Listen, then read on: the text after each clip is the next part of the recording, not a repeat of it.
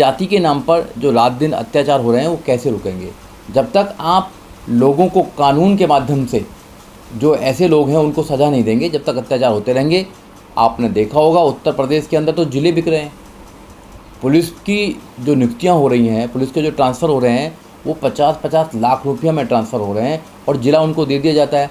जब पुलिस को ज़िला बिकता है तो अपने ज़िले में अगर अत्याचार होगा तो वो अत्याचार को दूर नहीं करेगा, ना उन अपराधियों को पकड़कर जेल में डालने का काम करेगा, उनसे पैसा लेकर उन अपराधियों को बचाने का काम करेगा। इसलिए जो सरकार है, सरकार के कारण इस व्यवस्था में अत्याचार रात दिन बढ़ते रहेंगे।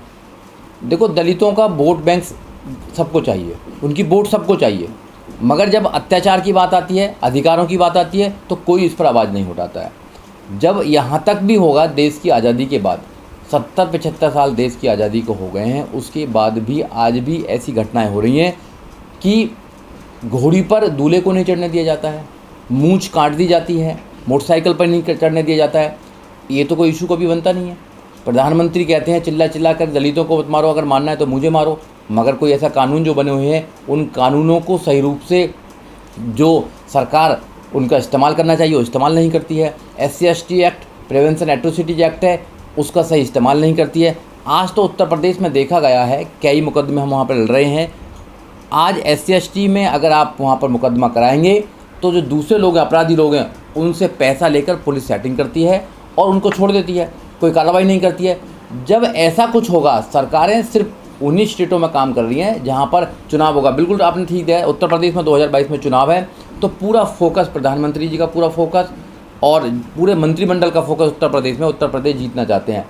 उनका मतलब ये है कि भाई चुनाव जीतिए आप, चुनाव जीतने के बाद में जो कुछ आपको करना है वो करिए, अत्याचार करिए, दलितों पर अत्याचार करिए, एजुकेशन को ख़त्म कर दीजिए, मुसलमानों पर अत्याचार करिए, वहाँ पर मॉब लिंचिंग कीजिए, सब कुछ कीजिए, मगर अधिकार नहीं देंगे आपको ये, क्योंकि सत्ता में बनाए रहना चाहते हैं, सत्ता में रहकर ये आपके अधिकारों को मारना चाहते हैं। तो ये तो हमारे लोगों को सोचना चाहिए कि आप सत्ता में कैसे जाएंगे, किस प्रकार कैसे रोकेंगे अपराध, क्योंकि दलितों का संगठन भी तमाम है, सरकारें तो नहीं है राज्यों में, लेकिन संगठन तो हैं। देखो, अत्याचार नहीं रोक रहे ना सर। संगठनों की वजह से ही तो ये आवाज़ उठती है। जितने अत्याचार हो रहे हैं, अगर संगठन ना हो तो आवाज़ उठे ही नहीं। अभी जो सोशल मीडिया है, सोशल मीडिया के माध्यम से बहुत सारी खबरें आप पढ़ते होंगे, देखते होंगे, तो आप लोग जागरूक हो रहे हैं। जो संगठन लोग हैं, संगठन वहाँ पर जाते हैं, आवाज़ उठाते हैं, दबाव बनाते हैं, पुलिस पर FIR कराते हैं। अगर संगठन ना हो तो FIR तक भी ना हो। FIR होने के बाद में एक दबाव बनता है, लोगों को जेल में भेजा जाता है। नहीं तो अत्याचार इतना ज़्यादा देश के अंदर जाति के नाम पर है कि वो जाति देखकर काम करते हैं।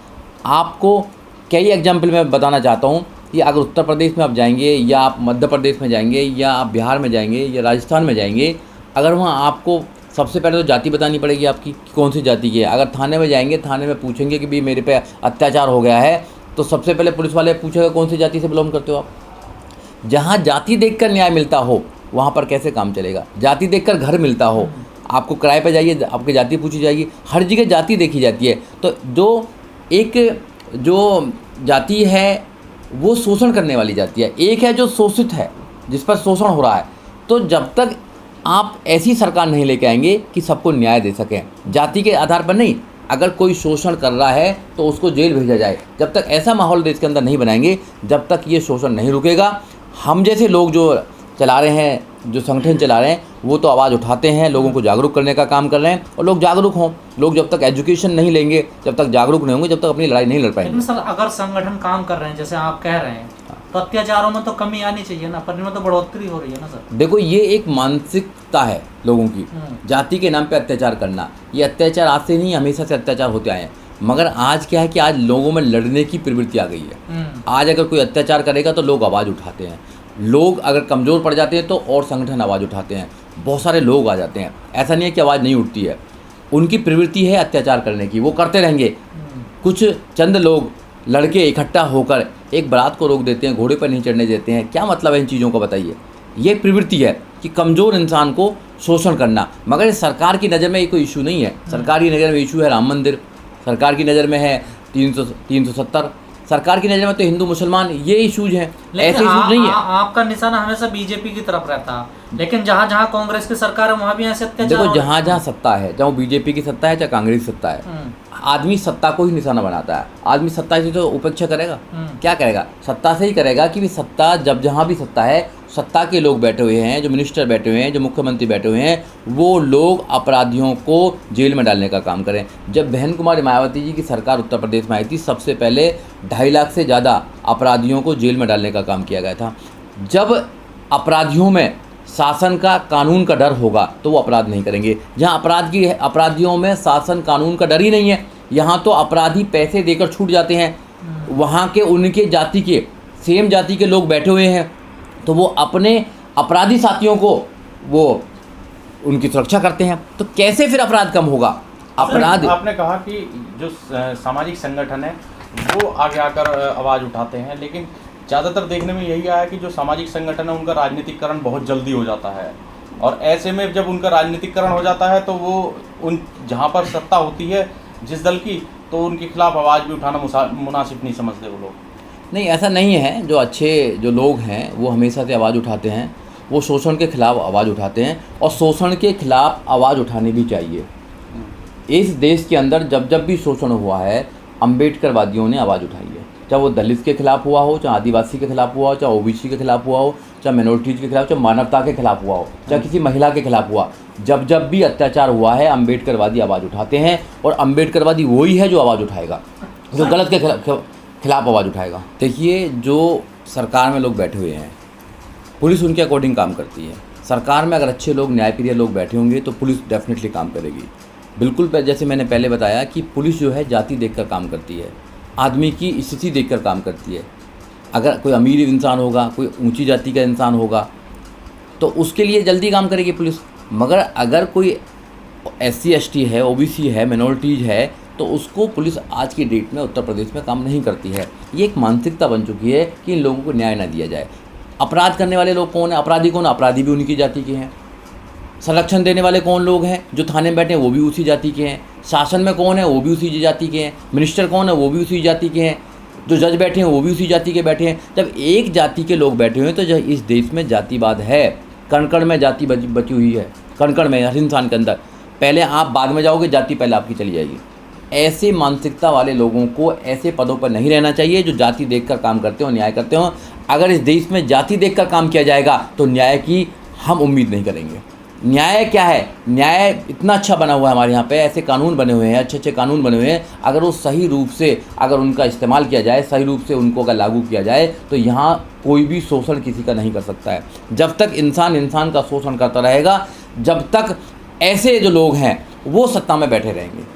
क्योंकि ये सत्ता में इसीलिए बैठे हैं क्योंकि शोषण किया जाए, सत्ता में इसीलिए बैठे हुए हैं। सर, जो SC ST के मुकदमे दर्ज होते हैं पूरे देश में, ऐसा कहा जाता है कि वो 90% जो मुकदमे होते हैं वो समझौते उनमें हो जाते हैं या वो फर्जी पाए जाते हैं। इनमें कितनी सच्चाई है सर? देखो, फर्जी नहीं होते हैं, फर्जी नहीं होते हैं। आए दिन SC ST OBC पर अत्याचार हो रहे हैं, हम रात दिन डील करते हैं। इनमें दबाव दिया जाता है, समाज के लोग दबाव डालते हैं, गुंडे दबाव डालते हैं, जो कथाकथित ऊंची जाति के लोग हैं वो दबाव डालते हैं, पुलिस दबाव डालती है, कोर्ट कचहरी में दबाव डाला जाता है। उस इंसान को इतना प्रेशर किया जाता है कि वो ना चाहकर भी उसमें कंप्रोमाइज़ करने की स्थिति में आ जाती है। मगर जो कोई आदमी अगर उस केस को लड़ना चाहता है तो उसकी ऐसी स्थिति कर देते हैं कि उसको सामने मतलब डेली परेशानी आती है। हम रात दिन देख रहे हैं, पुलिस उसमें कार्रवाई नहीं करती है, जो बदमाश है उसके पीछे लग जाते हैं। उसके पास इतना पैसा नहीं है कि कोर्ट में काम कर सके, जज उसको अच्छी तरह कोई सुनवाई नहीं करते हैं, तो क्या करेगा आदमी? सही रूप से तो SC ST prevention atrocity act का इस्तेमाल ही नहीं हो रहा देश के अंदर। अगर वो सही रूप से एक दिन भी अगर लागू कर दिया जाए तो इस देश में दलितों पर कोई भी अत्याचार नहीं होगा। अत्याचार अगर हो रहा है तो इसलिए हो रहा है क्योंकि कानून को चलाने वाले लोग, कानून को इस्तेमाल करने वाले लोग, कानून की रक्षा करने वाले लोग वही भक्षक बैठे हुए हैं। वो लोगों की नीयत नहीं है न्याय देने के लिए। अगर नीयत होती उन लोगों की न्याय देने के लिए तो कब का न्याय दे देते। कानून में कोई कमी नहीं है, कानून अच्छे बने हुए हैं, चाहे IPC हो चाहे SC ST एक्ट हो, सब कानून अच्छे बने हुए हैं। मगर इन लोगों की नीयत नहीं है, पुलिस वालों की नीयत नहीं है, जजों की नीयत नहीं है, और जो सरकार में बैठे हैं उनकी नीयत नहीं है कि वो SC ST को न्याय दे सके। जब भी यहाँ पर शोषण हो रहा है, नहीं तो देश की आज़ादी के इतने दिन के बाद भी दलितों पर शोषण हो रहा है, दलितों की बहन बेटियों पर शोषण क्यों हो रहा है? शोषण इसलिए हो रहा है क्योंकि वो जानबूझकर ऐसे लोगों को प्रोटेक्ट करते हैं जो शोषण कर रहे हैं। नहीं तो आने दो सरकार, अच्छी वाली सरकार। बहन कुमारी मायावती सरकार आती है, क्या दलितों पर शोषण होता है? क्या मुसलमानों पर शोषण होता है? क्या ओबीसी पर शोषण होता है? क्या कथाकथित जो जनरल कास्ट है उस पर शोषण होता है? नहीं होता शोषण। 5 साल देखो कितना अच्छा एडमिनिस्ट्रेटर हुआ। पुलिस वाले जो हैं वो लाइन में रहते हैं, सब काम करते हैं। अब एक ही जाति के लोगों को अगर थाना दे दिया जाएगा, एक ही जाति के लोगों को अगर एसएचओ बना दिया जाएगा, एक ही जाति के लोगों को अगर इन्वेस्टिगेशन ऑफिसर बना दिया जाएगा, तो वो अपनी जाति के लोगों को प्रोटेक्ट करेंगे। क्योंकि इस देश के अंदर सच्चाई है, जातिवाद सच्चाई है। देश के अंदर कोई माने ना माने, कण कण में जाति है, हर इंसान के अंदर जाति घुसी हुई है। जब जाति घुसी हुई है तो जाति के नाम पर जो शोषण हो रहा है उसको रोकने के लिए आपको सशक्त होना पड़ेगा, आपको ताकतवर बनना पड़ेगा, अपने लोगों को तैयार करना पड़ेगा, सत्ता में जाना पड़ेगा आप लोगों को इकट्ठा होना पड़ेगा। जब तक आप इकट्ठा नहीं होंगे, आपने देखा होगा जब भी शोषण होता है लाखों की तादाद में लोग इकट्ठा हो जाते हैं, तो जो शोषणकारी जो ताकत है वो कमज़ोर हो जाती हैं। आपको जवाब देना पड़ेगा, आपको उठानी पड़ेगी अपनी आवाज़। जब तक आप आवाज़ नहीं उठाओगे जब तक बात बनने वाली नहीं है। इसलिए शोषण के खिलाफ हमेशा आवाज़ उठाना, यही अम्बेडकरवाद है और यही हम लोगों को सिखाने का काम करते हैं। जब भी हम लोगों को सिखाने का ये काम करते हैं कि जब जहाँ शोषण हो, क्योंकि बाबा साहब डॉक्टर अम्बेडकर की एक कोटेशन है कि शोषण करने वाले, जुल्म करने वाले से जुल्म सहने वाला ज़्यादा गुनाहगार होता है। अगर तुम जुल्म को सहते रहोगे और आवाज़ नहीं उठाओगे तो गुनहगार तुम हो। जहाँ भी शोषण हो, जब किसी भी क्षेत्र में शोषण हो, उसकी आवाज़ उठाना ही तुम्हारा काम है। सर, मध्य प्रदेश में एक मामला अभी आया है कुछ दिन पहले, आदिवासी लोगों को मार के जिंदा दबा दिया था और मीडिया में कुछ ये ज़्यादा खबरें नहीं आई हैं। क्या जो देश का मीडिया है वो भी ठीक से काम नहीं कर रहा है दलितों को लेकर और आदिवासियों को लेकर? देखो, देश का मीडिया है वो जातिवादी मीडिया है, वो मनुवादी मीडिया है। वो आपने देखा ना, जो डिबेट होती हैं वो रिजर्वेशन पर डिबेट हो रही है और बैठा किसको रखा है? बैठा उन लोगों को रखा है जो रिजर्वेशन का विरोध करते हैं। द्विवेदी, चतुर्वेदी, पांडे जी, शर्मा जी, उनको बैठा रखा है। अरे जिन लोगों से उस इशू का कंसर्न है उन लोगों को तो बैठा ही नहीं जा रहा। हम क्या हैं? हम इशू हैं, सिर्फ इशू हैं। हम एक टॉपिक्स हैं इस देश के अंदर। अगर हमारे ऊपर डिबेट होगी तो डिबेट करेंगे शर्मा जी, हमारे ऊपर अत्याचार होगा डिबेट वो करेंगे। तो जो वो बैठे हुए हैं, जो मीडिया हाउस हैं, वो उन्हीं लोगों के हैं जो जातिवादी मानसिकता के लोग हैं। हमारे लोग कितने जा रहे हैं वहाँ पर? नहीं जा रहे ना, क्योंकि जातिवाद है। आज यूपीएससी के अंदर भी जहाँ आईएएस बनते हैं, जहाँ पीसीएस बनते हैं, वहाँ भी इंटरव्यू में पहले इंटरव्यू जो लेता है उसको पता होता है जाति कौन, किसकी जाति का आदमी है, तो जाति देखकर नंबर देने का काम करता है। कितने केस ऐसे हैं कि जो एमबीबीएस के स्टूडेंट हैं, उनकी जब एग्ज़ाम कॉपी थी, एग्जामिनेशन कॉपी थी, उसको जांचा गया तो उसमें कम नंबर दिए गए, उनको रीचेक किया गया तो उसमें उनका टॉप किया उन लोगों ने। कई सज़ा हुई है। तो जब जाति के नाम पर ऐसा शोषण होता रहेगा, इसका कोई कंट्रोल करने वाला है नहीं, क्योंकि देश के नेता हैं उनको कुछ लेना देना नहीं है और हमारे जो लोग हैं वो अपने पेट तक सीमित हैं। तो हमारे जो ज़्यादा लोग हैं जो संघर्ष कर रहे हैं, उन लोगों को भी हम ताकतवर बनाना चाहिए। जो समाज में बैठे हैं उनको ताकत देनी चाहिए और ताकत देकर उनको सही इस्तेमाल करना चाहिए, जब ये शोषण रुक सकता है। अगर उनको ताकत नहीं दी, हमारे जैसे लोग जो समाज में काम कर रहे हैं, अगर समाज ने ताकत नहीं दी तो फिर ये शोषण रुकने वाला नहीं है और ये शोषण और बढ़ता रहेगा।